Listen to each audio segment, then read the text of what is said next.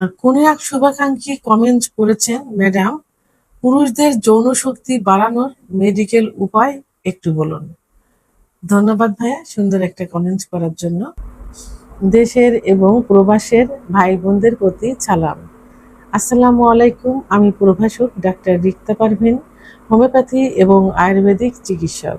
তো আমরা সবাই সাধারণত পুরুষের যৌনশক্তি বাড়ানোর জন্য কি খাবার খাবো, কি চিকিৎসা নিব, এইগুলো সাধারণত বলে থাকি বা জানতে চাই।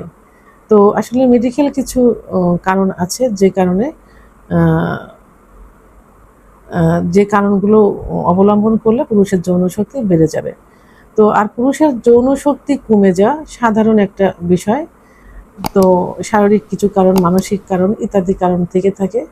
আর নর্মালি পুরুষের যৌনশক্তি 30-এর পরে এমনি কমতে থাকে। এর আগেও অনেকের কমে যায় অতিরিক্ত মাস্টারবেশন, হস্তমৈথুন, বিছানায় ঘর্ষণ ইত্যাদি কারণে কমতে থাকে।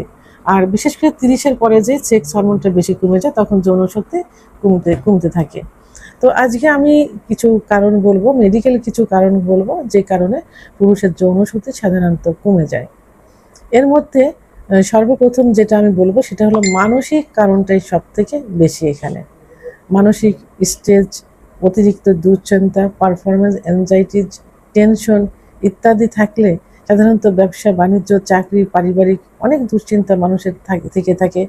যাদের অতিরিক্ত পরিমাণ থেকে থাকে এবং এই দুশ্চিন্তাকেই তারা বেশি বড় করে দেখে, তাদের মধ্যে এই সমস্যাটা বেশি হয়ে থাকে, কমে যাওয়ার সমস্যাটা বেশি হয়ে থাকে।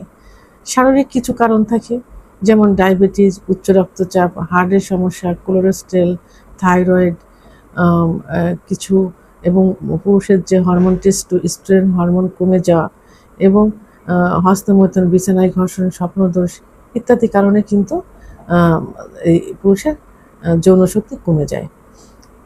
আবার জীবনযাত্রার কারণেও এটা হয়। কিছু অনিয়ম থাকে, যেমন ঘুমের অনিয়ম, ঠিকমতো ঘুম হয় না। পুরুষের সেক্স হরমোন টেস্টোস্টেরন হরমোন বৃদ্ধি পায় কিন্তু গভীর ঘুমে। সাধারণত সেটা রাত্রে 7 থেকে 8 ঘন্টা ঘুমোতে হবে, এবং সেটা রাত 10টা থেকে 4টার মধ্যে গভীর ঘুমে সেক্স হরমোনটা বৃদ্ধি পায়। তখন ভোরের দিকে লিঙ্গ কিন্তু দাঁড়িয়ে যায়। তার যদি পর্যাপ্ত পরিমাণে ঘুম না হয়, তাহলে কিন্তু সেক্স হরমোনটা তৈরি হবে না। আচ্ছা, আরেকটা হলো যে পর্যাপ্ত পরিমাণে পানি পান না করা এবং হস্তমৈথুন ইত্যাদি কারণে কিন্তু এটা হয়ে থাকে। অর্থাৎ সেক্স উত্তেজনাটা কমে যায়, সেক্স হরমোনটা কমে যায়। আর সেক্স হরমোন থেকেই তো সেক্স উত্তেজনা বৃদ্ধি পায়। আচ্ছা, কিছু খাবারের অনিয়ম, অনেকে ফাস্টফুড জাতীয় খাবার খুব বেশি খেয়ে থাকে। এই খাবারের এবং সময় মতো না খাওয়া, পুষ্টিকর খাবার না খাওয়া ইত্যাদি কারণে কিন্তু এই সেক্স উত্তেজনা বা যৌন চাহিদাটা কমে যায়।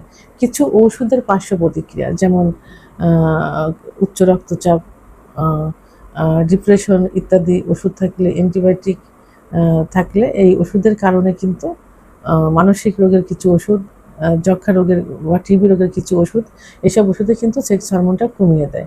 তো ইত্যাদি কারণে সেক্স হরমোনটা কমে যায়। তাই এখন মেডিকেল সায়েন্স অনুযায়ী এটা বাড়ানোর কি কি কারণ আছে এবং বাড়ানোর উপায়গুলো কি। এখন মেডিকেল সায়েন্স অনুযায়ী এইটা বাড়াতে হলে প্রথমেই মানসিক দুশ্চিন্তা বন্ধ করতে হবে। মানসিক যে দুশ্চিন্তাগুলো হয় সেগুলো ওভারকাম করতে হবে।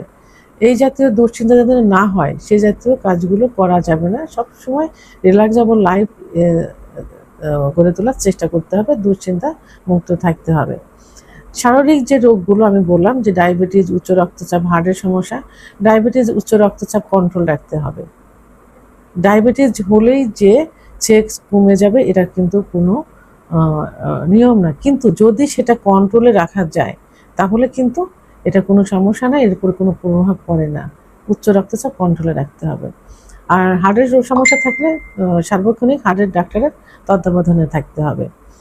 এবং জীবনযাত্রার যে মানগুলো, ঘুমটা সঠিক মতো করতে হবে। সেক্স হরমোন বাড়ার ওয়েটা ঠিক রাখতে হবে, অর্থাৎ রাত্রে ঘুমোতে হবে। রাত জেগে মোবাইল দেখা, ব্যবসার কাজকর্ম করা, এগুলো করা যাবে না, রাত্রে ঘুমোতে হবে। এবং খাবার নিয়মিত খাইতে হবে, ফাস্টফুড জাতীয় খাবারগুলো অ্যাভয়েড করতে হবে, অর্থাৎ চর্বি জাতীয়, চিনি জাতীয় খাবার খাওয়া যাবে না। এবং ওজন বেশি থাকলে ওজন নিয়ন্ত্রণ করতে হবে, ওজন কমাতে হবে। ওজন কিন্তু সেক্স হরমোনটা কমিয়ে দেয়। এই জন্য ওজন নিয়ন্ত্রণে রাখতে হবে। আর যে ওষুধের পার্শ্ব প্রতিক্রিয়া আছে সেই ওষুধগুলো অ্যাভয়েড করতে হবে, অর্থাৎ ডাক্তারের চিকিৎসাধীন থেকে। কোনো সমস্যা হলে ডাক্তারের চিকিৎসাধীন থাকতে হবে এবং ডাক্তার কাছ থেকে ভালো করে জেনে নিতে হবে যে এর পার্শ্ব প্রতিক্রিয়াগুলো কি, সে যাতে এই সমস্যাগুলো না হয় সেদিকে খেয়াল রাখতে হবে। পাশাপাশি কি করতে হবে, একজন অভিজ্ঞ সম্পূর্ণ ডাক্তারের শরণাপন্ন হতে হবে। ডাক্তারের পরীক্ষা নিরীক্ষার মাধ্যমে সঠিক রোগটা নির্ণয় করে, সঠিক কারণটা নির্ণয় করে আপনাকে চিকিৎসা দিবেন। এর জন্য পার্শ্ব প্রতিক্রিয়ামুক্ত একমাত্র চিকিৎসা হোমিওপ্যাথি এবং আয়ুর্বেদিক চিকিৎসা। তবে আয়ুর্বেদিক চিকিৎসায় পার্শ্ব প্রতিক্রিয়া ওষুধ আছে, যে ওষুধগুলো অ্যাভয়েড করতে হবে এবং একজন ডাক্তারের উপরে নির্ভর করবেন ডাক্তার কোন ওষুধ আপনাকে দিবেন। এই জন্য অবশ্যই একজন রেজিস্টারকৃত ডাক্তারের শরণাপন্ন হতে হবে, যাতে ডাক্তার আপনাকে অন টাইম যাতে কোনো চিকিৎসা না দিয়ে আপনাকে স্থায়ী চিকিৎসা দিয়ে থাকেন। এই জন্য একজন রেজিস্টারকৃত হোমিওপ্যাথি আয়ুর্বেদিক ডাক্তারের শরণাপন্ন হতে হবে। কিছু খাবার আছে যে খাবারগুলো মেডিকেল সায়েন্স অনুযায়ী, যে খাবারগুলো সেক্স হরমোনগুলো বৃদ্ধি করবে। এর মধ্যে প্রধান কিছু খাবার আমি বলবো, যেমন ডিমে পর্যাপ্ত পরিমাণের প্রোটিন থাকে এবং ভিটামিন থাকে পর্যাপ্ত পরিমাণে। ডিমটা খেতে হবে সকালে একটা, রাত্রে একটা। যাদের উচ্চ রক্তচাপ আছে তারা প্রতিদিন একটা করে খেতে পারেন, কারণ প্রতিদিন 200 ক্যালোরি খাওয়ার একটা মানুষের জন্য কিন্তু খুবই প্রয়োজন। তো এই জন্য প্রতিদিন যাদের উচ্চ রক্তচাপ আছে তারা সকালে একটা, রাত্রে একটা। যাদের উচ্চ রক্তচাপ নেই তারা একটা করে ডিম খাইতে পারেন। বাদাম, কাঠবাদাম খেতে হবে।